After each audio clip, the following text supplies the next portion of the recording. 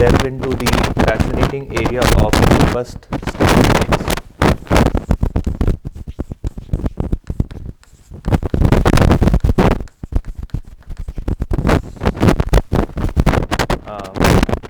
The first topic, so robust statistics is an umbrella term. We are not going to cover robust statistics in great details, but there are a bunch of filtering algorithms that I really want to cover.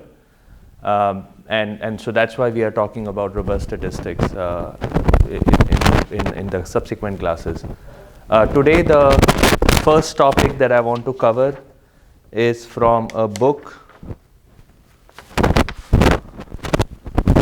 The first topic is robust Kalman filtering or HFT filtering. This is from a book, Optimal State Estimation.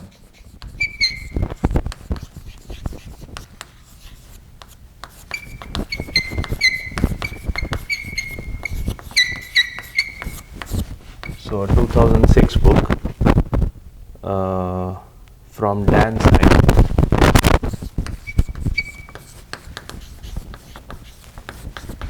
Page 346.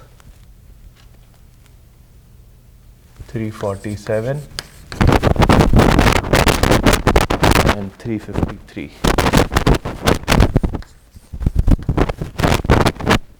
Like there's a whole bunch of stuff written in the book, a huge number of derivations, so I'm not going to go through the derivation, I'll just give you the final solution that's there in the book.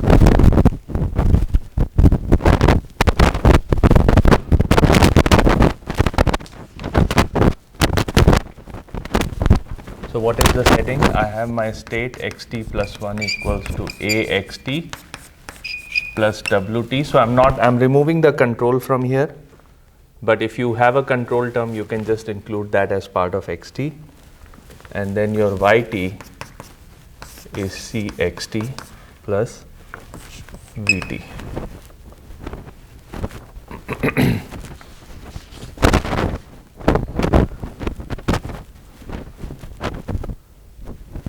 P0 is the covariance of x0.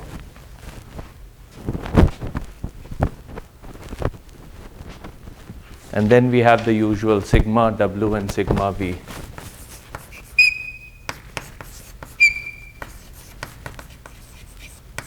Given.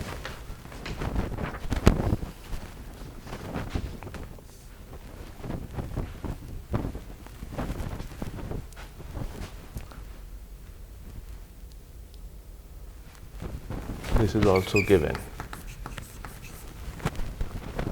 And then quantity of interest is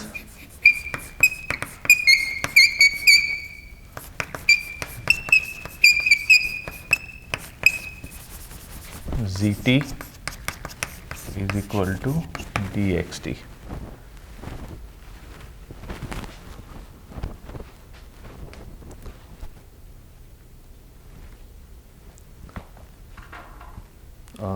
dt or d?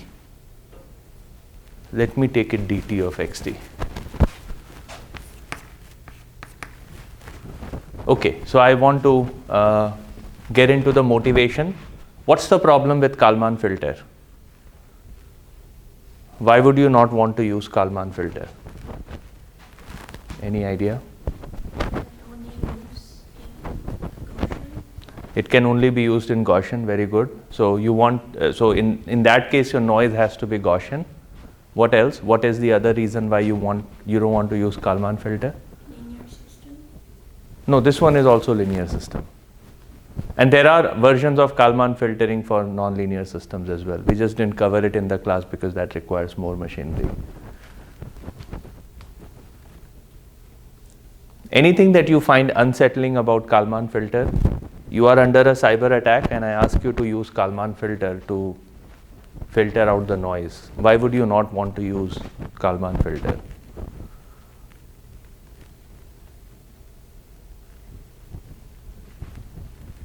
Any idea?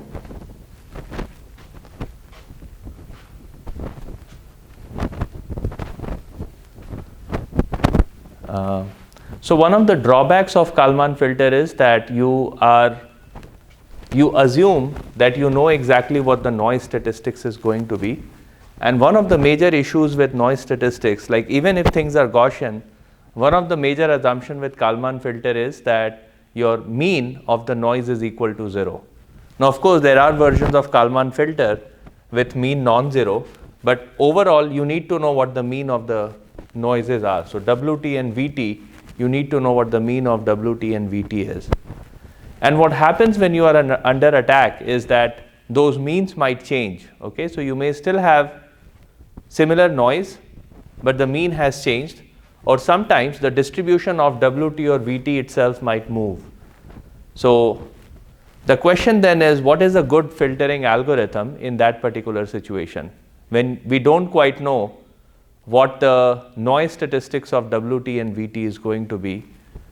If you started with some initial noise statistics, let's say on day 0, it's a new vehicle, everything is Gaussian. 10 years later, it's no longer a new vehicle and things are no longer Gaussian. The noise statistics has actually moved a little bit. It has shifted slightly in the sense that the distribution is slightly different from the distribution that was assumed at the time of development of the algorithm, of the filtering algorithm. So that's roughly what the situation is. So we want to come up with a different filtering algorithm which is robust to some of these variations in the noise statistics.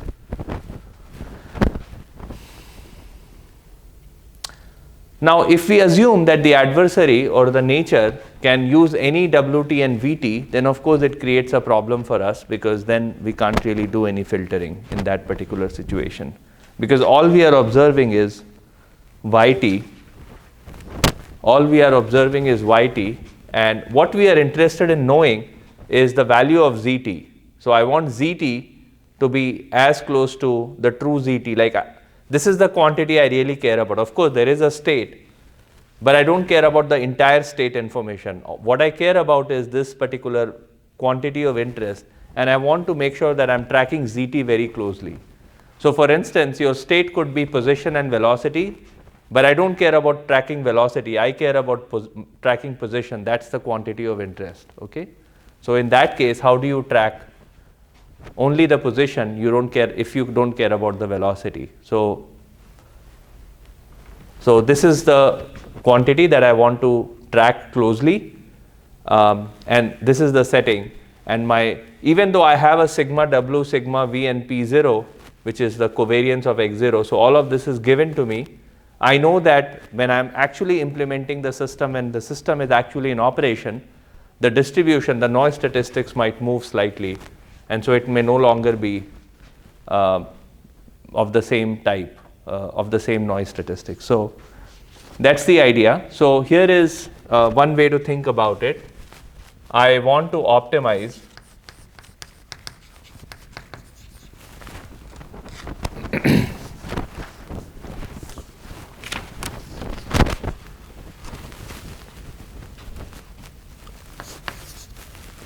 first of all, I want to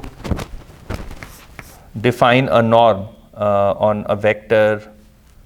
I guess we have used all the notation, so let me just use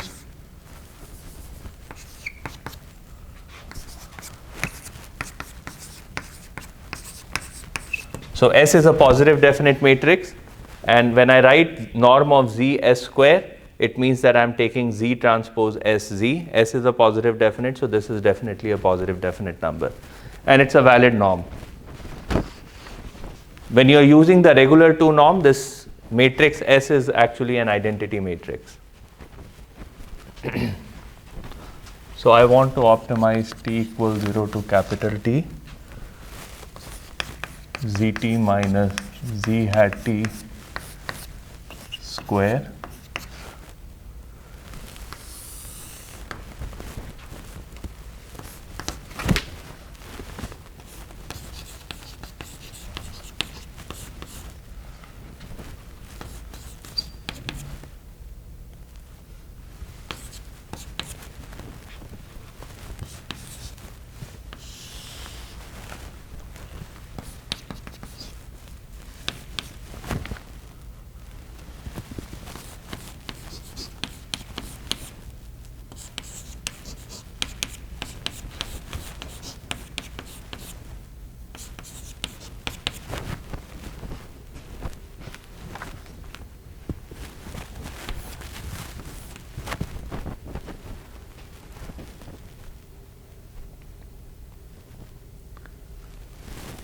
there is square everywhere.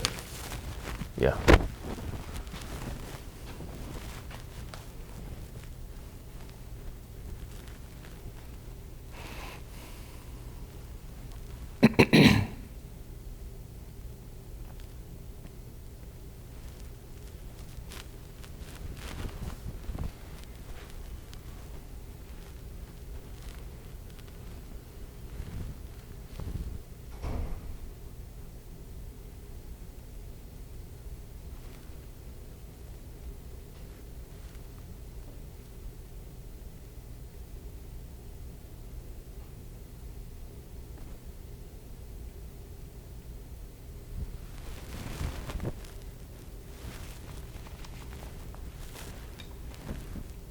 Okay, so this is the metric that I want to optimize. So let's think a little bit about this metric. What exactly are we trying to do? So I want my estimate of z, which is z hat of t. I want the error to be small. Okay, so this is in the numerator. But what's the constraint I'm adding here? So the constraint that I'm adding here is that I want this term to be as see, if Wt and Vt can be unbounded, then of course there is nothing much to optimize. This term is going to blow up to infinity. So what I want to do is get a appropriate balance between this objective and this objective. So this is error in the estimate of the initial state. This is the noise. You can think of it as the strength of the noise and the strength of the noise. So the strength of the noise is actually appearing in the denominator. The error in the initial estimate is appearing in the denominator, and then the estimate, the error in the estimate square, that is coming up in the numerator. And I want to minimize this. So I want to minimize over all x hat 0, Wt, Vt, and z hat t. That is my goal. I want to find the value of x hat 0, Wt, Vt, and z hat t. This is for all time, by the way. T goes from 0 to capital T. I mean, x hat 0 of course doesn't depend on t, but other variables do. So I want to minimize this complicated function over the entire set of observations. Actually, things that I do not observe. I do not observe x naught. I do not observe, this is what I want to figure out. I do not observe Wt, I do not observe Vt. But instead of trying to make assumption on what Wt and Vt should be, I can keep it very generic as long as I have some matrices sigma V, sigma W, P0 inverse, and St. As long as I can define these matrices based on the problem statement that I have, I can actually try to solve this problem. Now the issue is, you might think that okay, this is a horrible looking expression, and the fact is it's actually very difficult to optimize as well. So it's something that you cannot optimize, but this is known as a H infinity cost. So that's why it's called H infinity filtering. This is known as an H infinity cost. It's something that people have studied in the context of robust estimation for a long time. So that's where the name actually comes from, H infinity filtering. So this is the H infinity index. But I can't really minimize the H infinity index. So what should I do? What would you do if your VP of engineering comes to you and says, this is the problem you need to solve? What would you do? How would you solve this problem?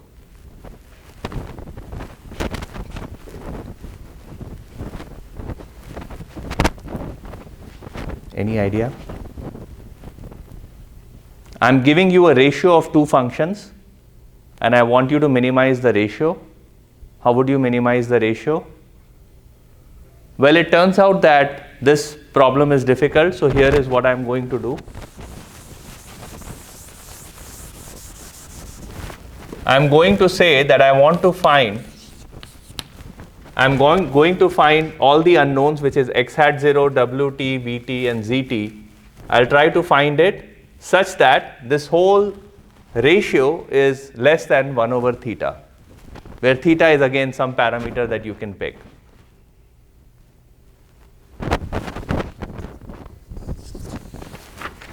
This theta must satisfy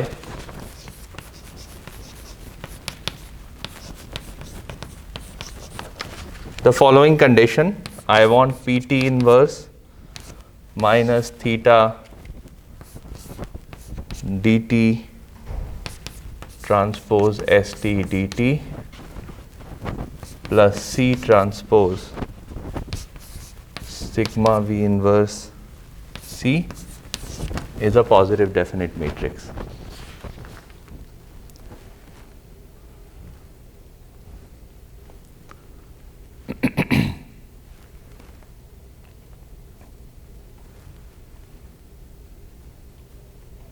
This should be true for all t. If your C also depends on t, then you can put a Ct here. So, but this theta must satisfy this condition for all t.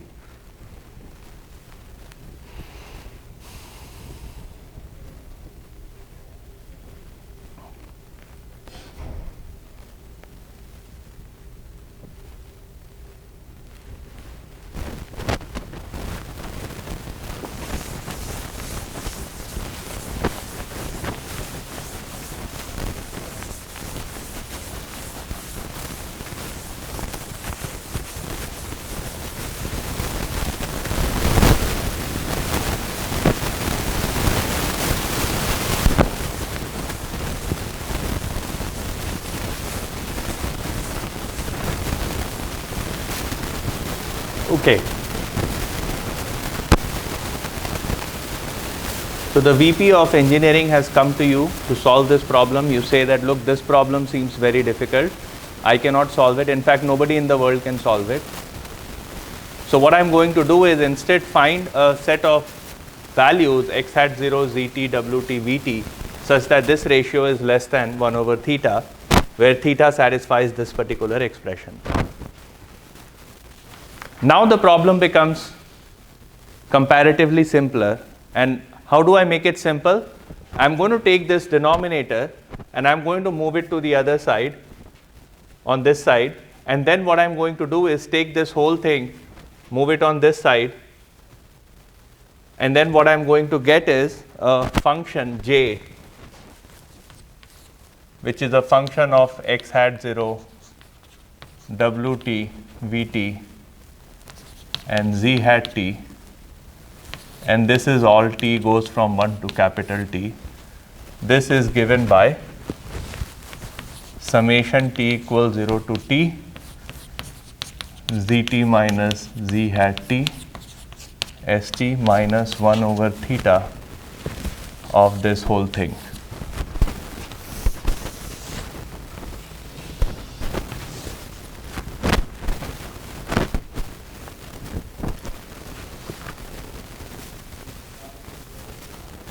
Since all of you are writing on iPad, you can just copy and paste it there. I can't do that, unfortunately. I wish I could.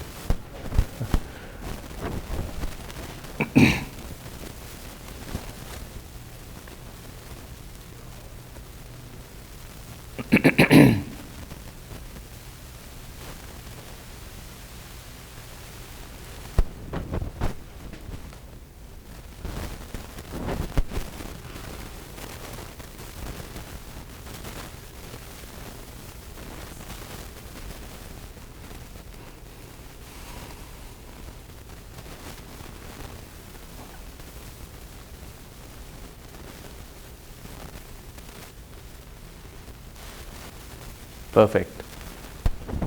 So looks like all of you have copied and pasted correctly. Now I'm going to make some simplification. So remember, I want this to be less than 0 because I want this whole term to be less than 1 over theta. So what I want is this term to be less than 0. And I'm going to make the simplification that z hat t equals to dt x hat t, and then zt is of course dt xt, and I'm going to define s tilde t to be dt transpose st dt. So with this simplification, this term here actually turns out to be norm of xt minus x hat t of s tilde t.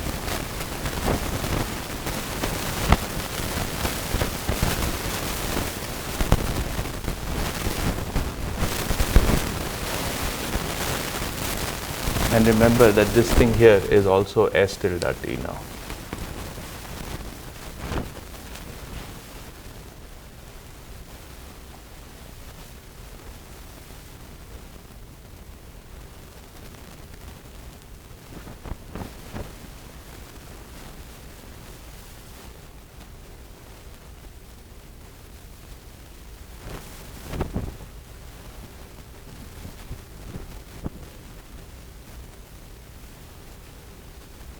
Okay.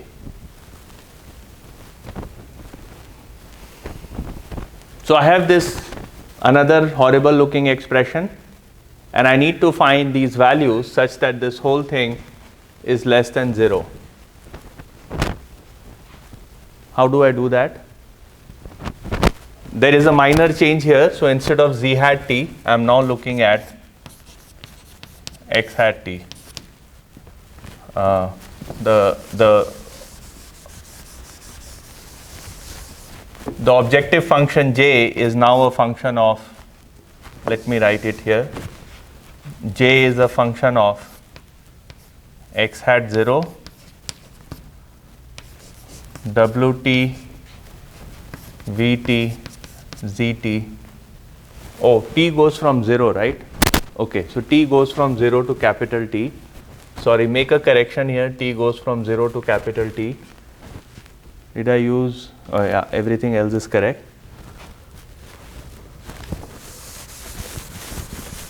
So j is a function of xt, wt, vt, t goes from 0 to capital T. And I want to find these values such that this entire sum is less than 0. Now what do I do?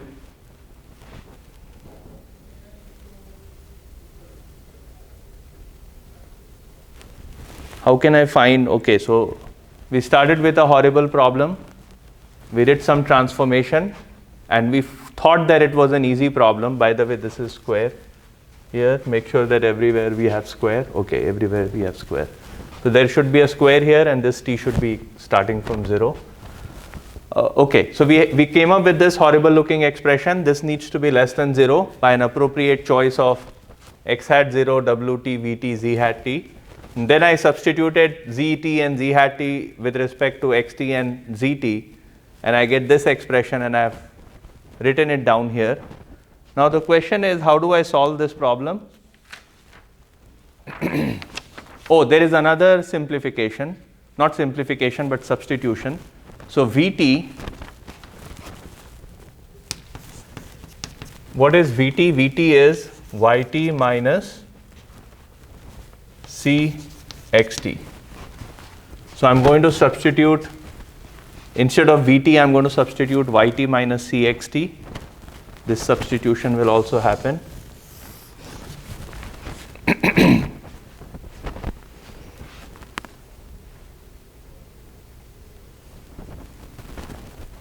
And so now this function will also become a function of Yt.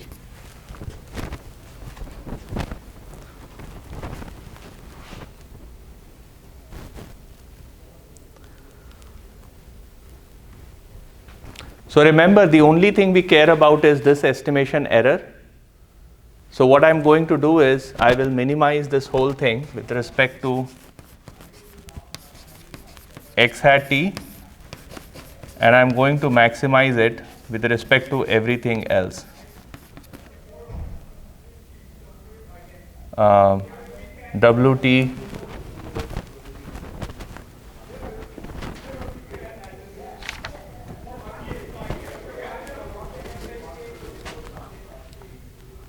yeah, the Wt, Yt, VT is eliminated, so I don't care about VT. And I'm minimizing with respect to x hat t and maximizing with respect to all the other variables. T equals 0 to capital T.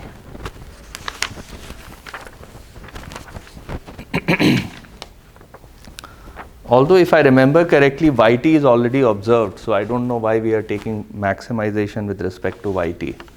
But I've copied it from the book, so I'm assuming that there must be a reason why we are maximizing with respect to yt. But I already observed yt. I think it should be maximization with respect to xt. Because xt is something we do not observe, yt is something that's already given to us in the form of observations. But anyways, because I have picked it up from the book, make sure that whenever you are using this algorithm, go back and check what's there in the book. But ultimately what we did was, we started with a optimization problem, we converted into a satisfaction problem. So this is a satisfaction problem. There's an equation which has to be less than 0, and we need to identify the variable so that this expression becomes less than 0. Now the satisfaction problem also is fairly difficult to solve. So after doing a bunch of substitution, I convert it into a min-max problem. Has any of you seen the min-max problem before? No? So it becomes a min-max problem of an objective function. This j is actually this particular function. Now it turns out that min-max problems are comparatively easier to solve. Not always, but in this particular situation, because everything is linear, it's easy to solve. And this is what the solution turns out to be. If you don't want to write down the solution, that's fine, because I just want to cover, it's a very long and complicated solution, but I do want to write it down, and I want you to juxtapose that solution with Kalman filtering solution and see what differences you notice. So the first is LT equals to PT I minus theta S tilde T PT plus C transpose sigma V.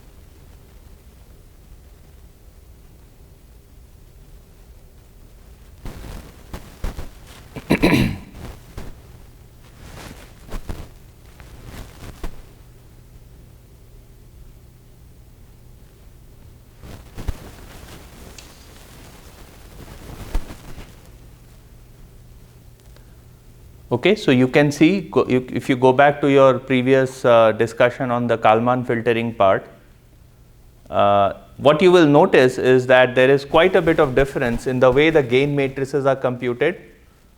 So this term looks very similar to the Kalman filtering term, except for there is this A of LT, A times LT here, whereas in Kalman filtering there was only LT, there was only Kalman gain. But here you have A times LT, which is okay, not a big problem. This is your Kalman gain, but the Kalman gain term looks very different in this robust situation, H infinity filtering, in comparison to the regular filtering. And then the update term for PT actually also turns out to be quite different. So remember, P0 was given, P0 was already known. Sigma W and sigma V, all these three matrices are known. We are using sigma V here, we are using sigma W here, and we are using P0 to initialize this whole set of matrices. So this is your H infinity filtering. It's called H infinity filter.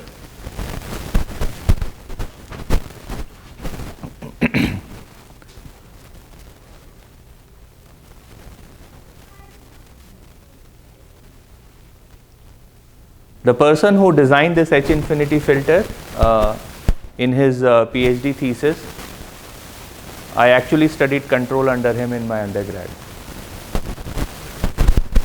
So that's given by this thing. Any other observations you make on these expression of the H infinity filter? It's a robust filter, different from Kalman filter. If you have any uncertainty about these matrices, sigma W, sigma V, and so on, these kind of filter would be much better, as long as the uncertainty is small. You don't want the uncertainties to be too big. So this is not optimal under like general circumstances where sigma W and sigma V could be anything. But as long as you have some idea of the noise, but you expect the noise to be slightly different, over time you can use this filter and it will give you a robust estimate of the state. Okay? Any question?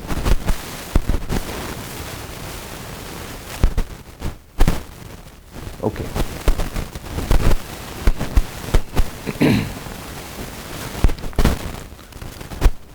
Perfect. So this was the first filter I wanted to cover. Now the second filter that I want to cover comes from another robust statistics framework.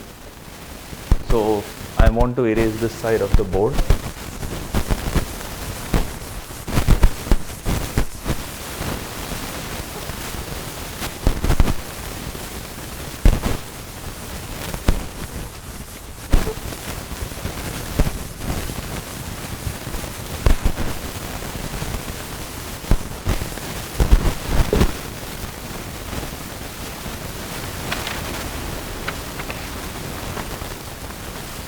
This is Stahel-Donoho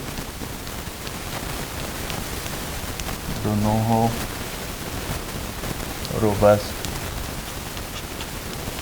estimator.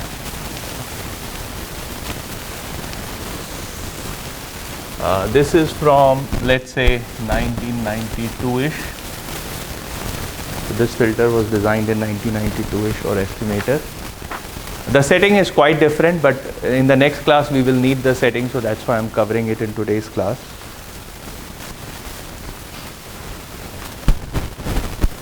So I have x1 to xn. These are all vectors in Rk.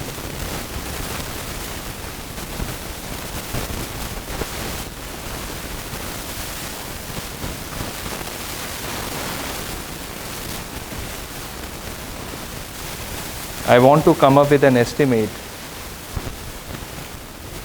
Let me define this matrix X as x1 to xn.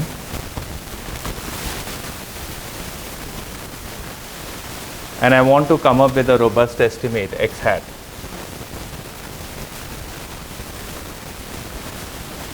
Which is an estimator of this bunch of random vectors. So the way to think about this setting is you have n cameras.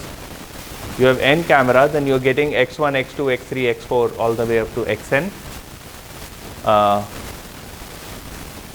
And now you want to come up with a robust estimate of what exactly the situation is. What exactly is the reading, the real reading of the system. Okay, so you have n sensors. They are all emitting the same vector. Okay, they are all giving you the same vector. They are giving you information about the same thing. So I have 5 temperature sensors in the room, and they are all giving me 5 different readings of the same thing. If you look at the aircraft engine, they have a bunch of temperature sensors throughout the aircraft engine, and it's along the radius of the aircraft engine because it wants to measure the temperature at every stage of the engine. So you have like maybe 10 or 15 sensors that is measuring the temperature at a specific point in the aircraft engine. So these are the N sensors giving you readings in RK. I want to estimate X hat, which is a robust estimate of this thing. Now the problem is that sometimes you can have outliers in this.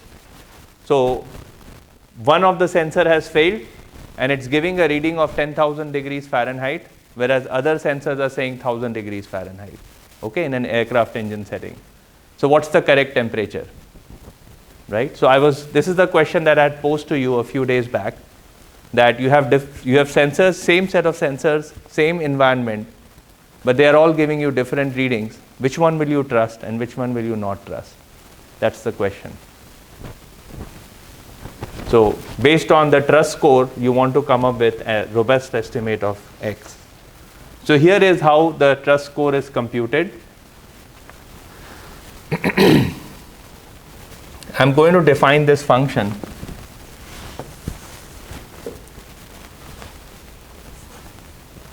R1 of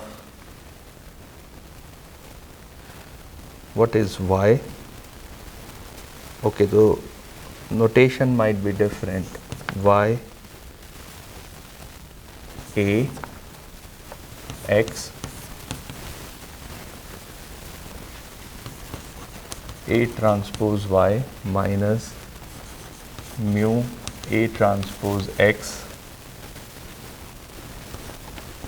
divided by sigma A transpose X.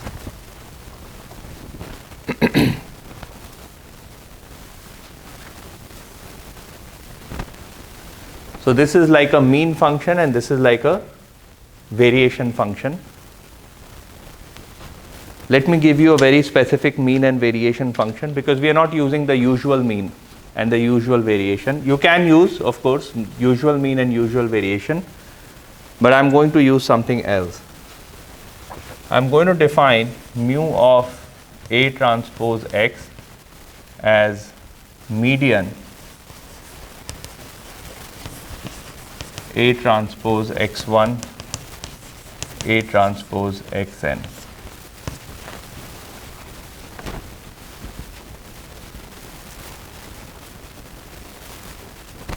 And then I'm going to define my sigma of A transpose X as median of A transpose X1 minus mu A transpose Xn minus mu. Mu is this value.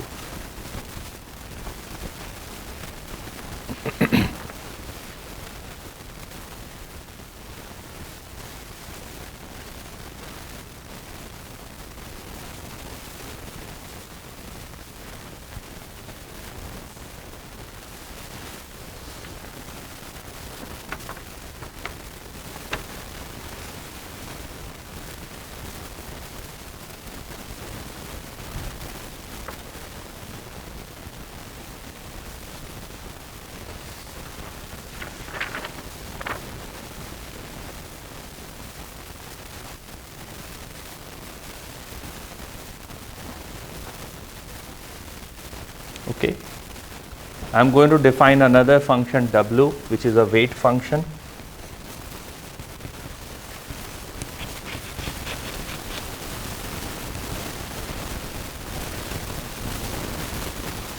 W that maps R plus to R plus and is increasing.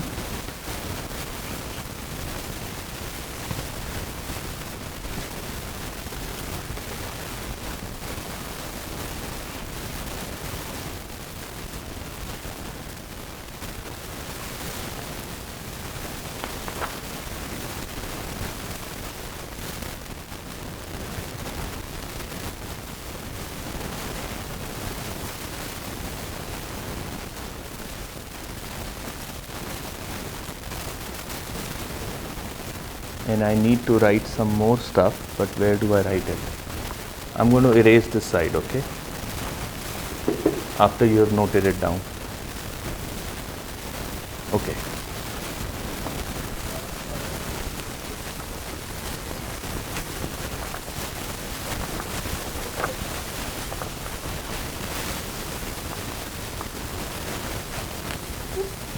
You are free to use the usual mean and the usual sigma, but I've given you a different way of computing the mean and sigma for this kind of situation.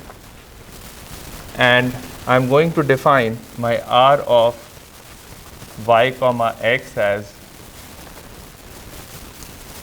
supremum norm of A equals to 1 of R1 of y, A and x.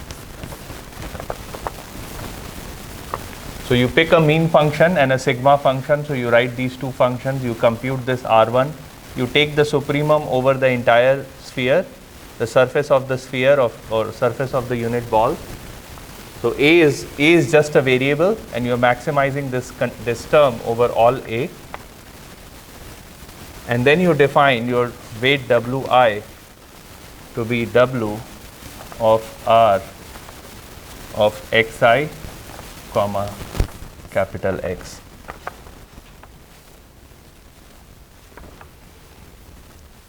So this is your weight function that we just defined. You plug in this particular value where y is replaced with xi. Xi is the one of the readings that you have, and this capital X is a bunch of readings.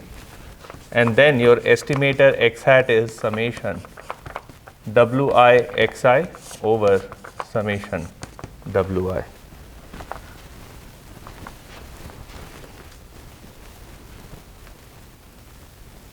This is my robust estimator. This is Stahel-Donoho robust estimator.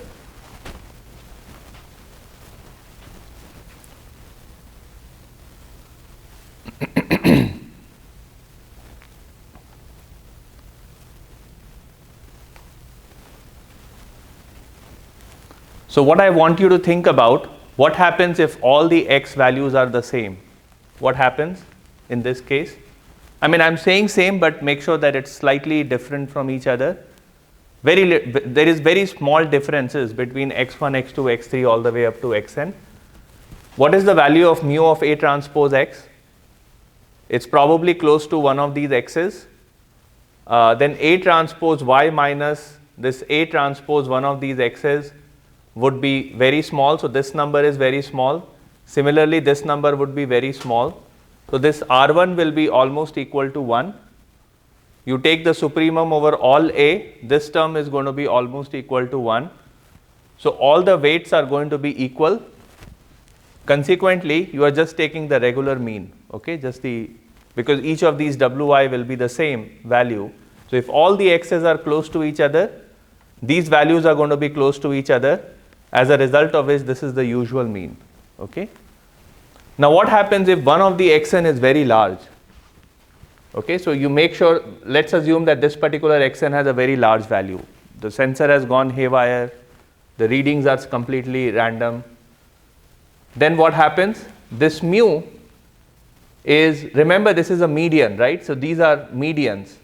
So these medians will not really get moved by a huge amount, because remember median is very robust to outliers, okay?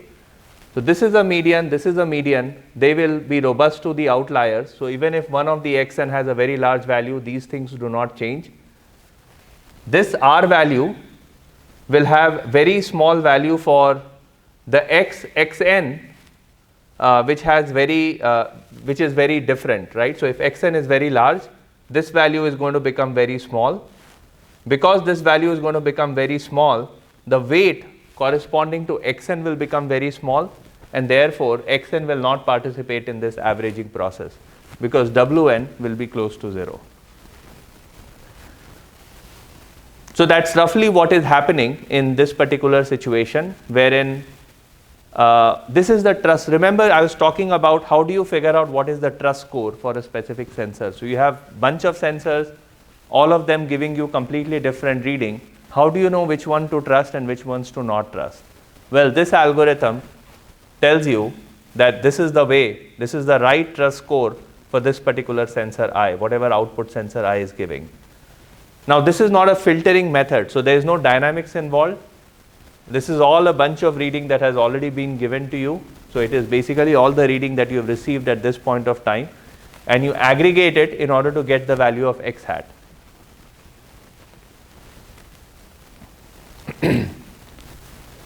Right? So now the question is, we need to come up with a filter that exploits this mechanism and also make sure that dynamical equation is also respected through this particular filter. So I want to come up with x hat. So I'm getting this information at every point of time. I'm getting y1, y2, y3, and so on. As a result of which I'm computing this x hat, which is x hat 1, x hat 2, x hat 3.